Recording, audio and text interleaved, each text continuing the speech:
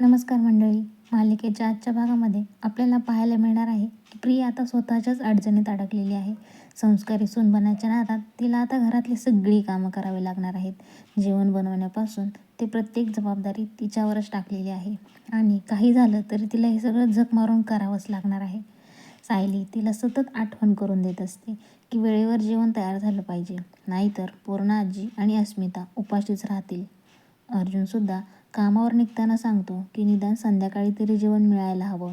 प्रिया सगळं ऐकून मान हलवते, पण मनात मात्र वेगळेच विचार सुरू असतात. दरम्यान कल्पना सतत स्वयंपाकघरात बसून प्रियाचं निरीक्षण करत असते. इकडे प्रिया काम करत असताना तिच्या मनात अनेक शंका निर्माण होतात. अर्जुन कामावर गेला असेल तर सायली त्याच्यासोबत का गेली असेल? दुसरीकडे अर्जुन आणि सायली महिपतच्या घराजवळ पोहोचलेले दिसत आहेत. लोकेशन तपासल्यावर त्यांना लक्षात येतं की नागराज आणि सुमनच्या फोनचं लोकेशन इथेच दाखवत आहे. काहीतरी गडबड नक्कीच आहे हे दोघांनाही समजतं. तेवढ्यात चैतन्य तिथे येतो आणि कोर्टात परवानगी मिळाल्याचं सांगतो. अर्जुन सायलीला एकटीला आत जायला नकार देतो. मागच्या अनुभवामुळे तो खूपच सावध असतो. चैतन्य थोड्या मिश्किलपणे अर्जुनलाच आत यावं लागेल असं सांगतो, कारण एक लेटर थेट अर्जुन नावाचं असतं. तिघेही आत शोध सुरू करतात. सायलीच्या लक्षात येतं की एका कपाटात वरचा ड्रॉवर उघडतो, पण खालचे 2 ड्रॉवर काही उघडतच नाहीयेत. संशय आणखीन बळावतो. तपास केल्यावर आत लपवलेली एक पेटी सापडते आणि त्यात महत्त्वाची फाईल असते.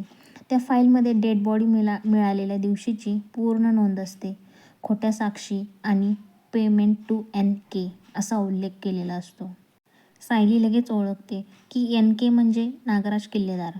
अखेर खऱ्या सूत्रधाराकडे जाणारा पुरावा सापडलेला असतो. वेळ कमी असल्यामुळे पोलीस थोडा एक्सटेन्शन मागवतात आणि शोध सुरूच ठेवतात. इकडे घरात सुमन प्रतिमासोबत शांतपणे वागत असते, पण बाहेर नागराज उभा असल्याचं तिच्या लक्षात येतं. संशय येऊ नये म्हणून सुमन मुद्दाम गोंधळ घालते, प्रतिमावर ओरडते, अगदी हल्ला देखील करते. रविराज येऊन तिला कसंबसं शांत करतात, पण तिची अवस्था पाहून डॉक्टरला दाखवण्याचा निर्णय ते घेतात.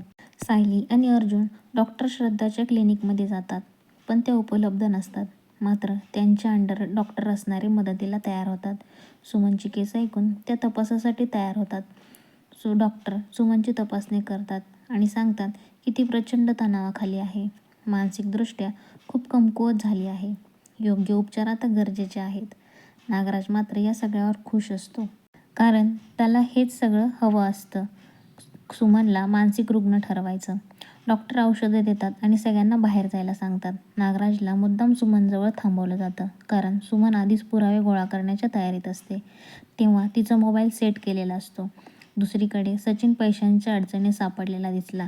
साक्षी त्याला मदत करू शकत नाही, तर मग अखेर सचिन आता अस्मिताकडे जाण्याचा निर्णय घेतोय. भागाच्या शेवटी नागराज खूप आनंदात असतो, कारण त्याला वाटतं की आता सगळं आपल्या बाजूने चाललं आहे. पण खरी खेळी तर अजून बाकी आहे. तर आजचा भाग इथेच संपतो मित्रांनो. आपण भेटूया पुढच्या भागामध्ये. धन्यवाद मित्रांनो.